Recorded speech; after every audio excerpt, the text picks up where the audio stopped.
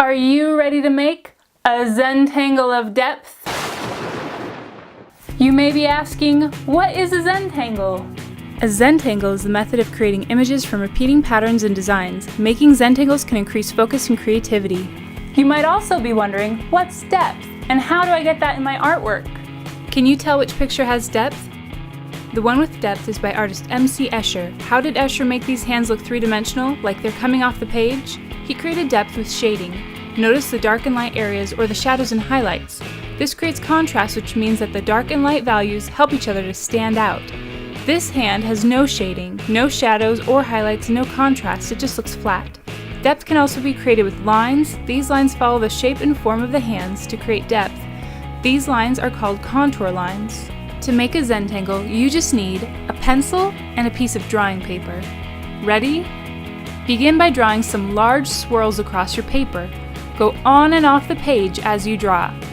Now we're ready for our designs of depth. Notice how these lines curve to create depth. And notice how these lines curve from one point to the other. Now we're going to draw curved lines in the opposite direction. Notice that they face each other on either side of the center like parentheses. Remember, these lines are called contour lines. I'm going to continue adding designs. I hope you come up with some designs that are different than mine. Try to find interesting ways to fill in your spaces with lines that create depth. And remember that straight lines look flat while curved lines look raised from the page. Here I'm going to draw pieces that are overlapping. Notice that some pieces appear to go over top and some appear to go underneath the others. In this area, I'm using diagonal lines to draw a spiraling pyramid.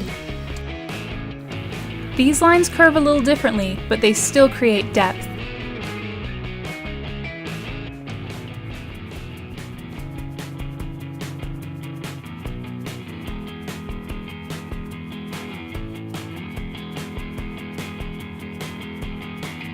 Now I can start adding light and dark values to create more depth and contrast.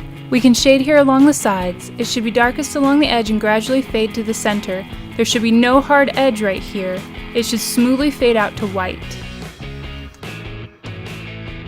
We can also do some erasing along here to create highlights, the area where light would hit an object. To keep your project from smudging, you can put a scratch paper underneath your drawing hand while you work.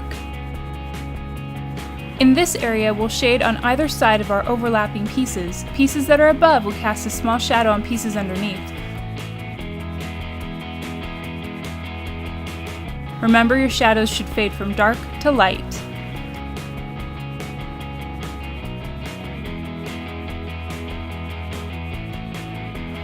When filling in solid dark areas, be sure to keep your edges neat and crisp.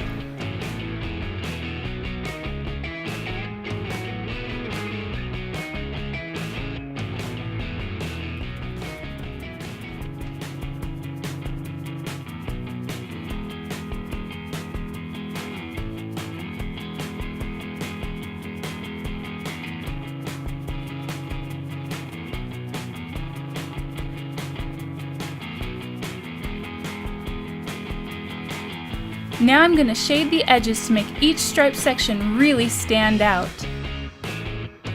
Then I can erase out the highlight along the center of the dark stripes. Remember that highlights should have soft edges just like shadows.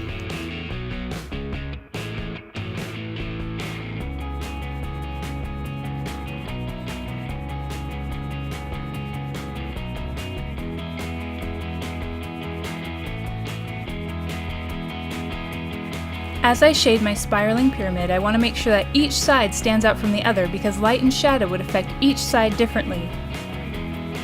Notice that this side is a little darker than this side, and the third side is left white. Remember, all of this creates contrast. The different shades or values of light and dark help each other stand out.